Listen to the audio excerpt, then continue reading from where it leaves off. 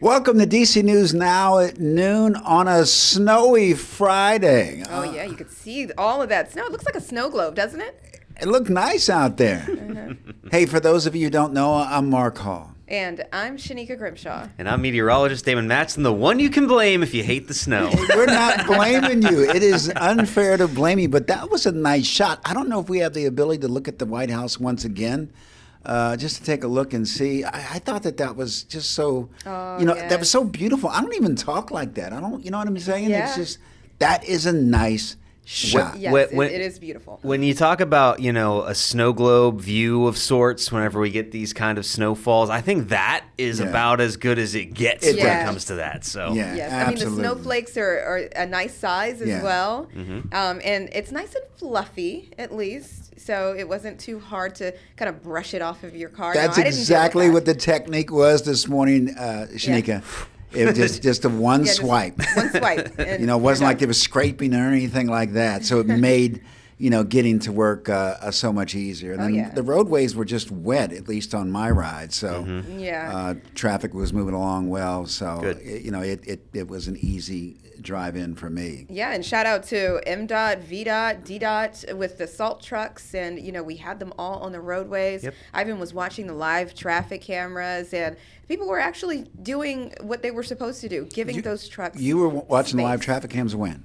This morning. On Sunrise on the Hill. And you every can watch morning, that when? 6 to 9 a.m. Okay. Monday through Friday. All right. Don't forget. All right, we got There that. we Hey, go. Damon. There we go. Well, no, and Shanika, I think you summed it up. It was one of those deals, right? This was the first true snow of the season across the DMV. So yeah, it was more than enough to make things a little bit tricky, maybe a few headaches, more than not across parts of the area. It may have slowed you down, but hey, as long as you gave yourself that extra time, you took that extra caution. The crews were doing their best to keep up with the roadways, and overall, this hasn't been all that bad. Just a little taste of the wintry weather. So you saw the snow was still coming down at the White House, and it still is coming down across portions of the region. This is the radar loop from when the snow began. It basically moved in around 3-4 o'clock in the morning. For many of us, it's been very consistent ever since, but you can see how that area of snowfall is rapidly shrinking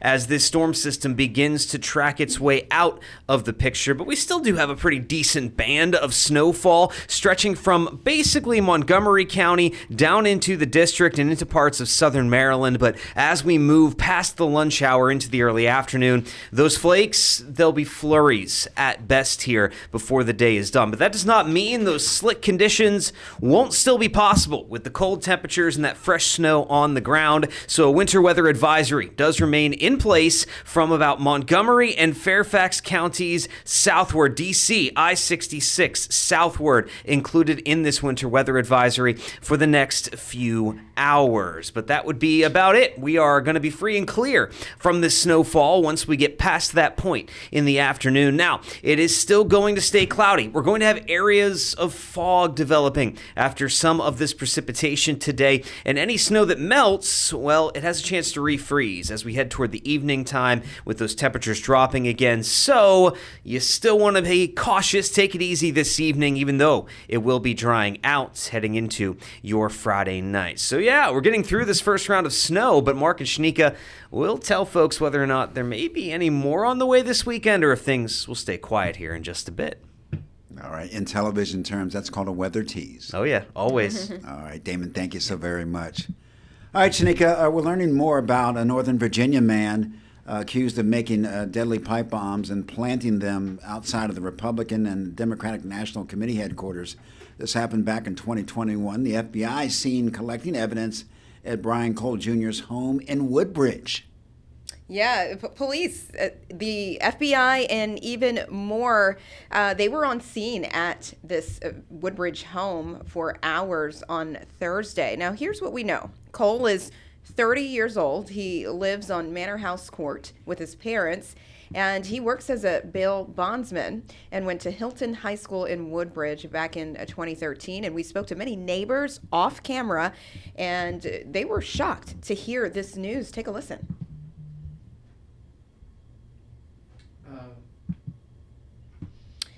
You All would right, never think well- it would have happened from here, and he would have said it was an individual that I think they think is a suspect. I would have never thought, out of all our neighbors, that he could be a suspect.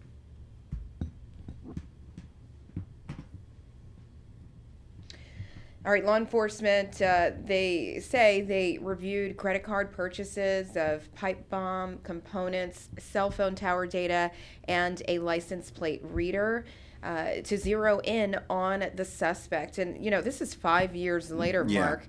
And, it's just incredible. After 5 years, they were able to go through the suspect's bank account, credit card statements, and they even linked things that were bought back in 2019 and 2020, and those materials were allegedly used for those pipe bombs. They still don't have a motive. Yeah, and FBI Director Kash Patel thanked other members of law enforcement. This was certainly an extensive investigation. Many people would feel that they were not going to ever, get closure. And again, there's still the presumption of innocence in this country, at least for some people. Right now, the suspect is innocent until proven guilty. But they're very optimistic that they have the person responsible for planting those pipe bombs. And they were not detonated, but officials say that had they been detonated, that it could have really caused some major problems. A lot of innocent people would have been injured. But again, we certainly congratulate our investigators, the FBI and other agencies for potentially bringing closure to this. Yes, absolutely. All right, let's move along to Maryland. Local leaders, they're hoping to show immigrant families in Montgomery County that they should feel safe in their communities. Mark, tell us about that. Yeah, Montgomery County's new council president, Natalie Fawney Gonzalez, introduced the Trust Act. It passed. The bill would codify existing policies making discriminatory practices by the county against immigrants illegal. Now, it would limit the use of county resources in federal immigration enforcement and would guarantee benefits and services and provide people regardless of their immigration status. The Trust Act will formally be introduced during Tuesday's council meeting, where council members say that the ultimate goal is to ensure immigrants know that they can trust Montgomery County as being a safe place to live. Now, today is the day that you can apply to be on Prince George's County's Housing Choice Voucher Program. So listen up, that's a wait list. The program, also known as Section 8, is a tenant-based voucher program that allows tenants to choose where they live, and the county's housing authority pays the owner. Now, the difference between 30% and of adjustment family income, the application opened on Monday and it ends tonight at midnight. All right, Shanika, let's talk a little sports. It's Friday. Why not, right? Yes. It's a big day for the sports world right here in the District of Columbia. It's the World Cup 2026 draw. It's a big deal, Shanika. Oh, yes, and it's happening at the Kennedy Center. That is where we find our sports director, Derek Forrest. I'm here at the Reach at the Kennedy Center as we're getting set for the 2026 World Cup draw. And as you can see behind me, there's already a ton of media here checking in. There's going to be a lot of people here to cover the event, but this is the biggest World Cup in the history of World Cups.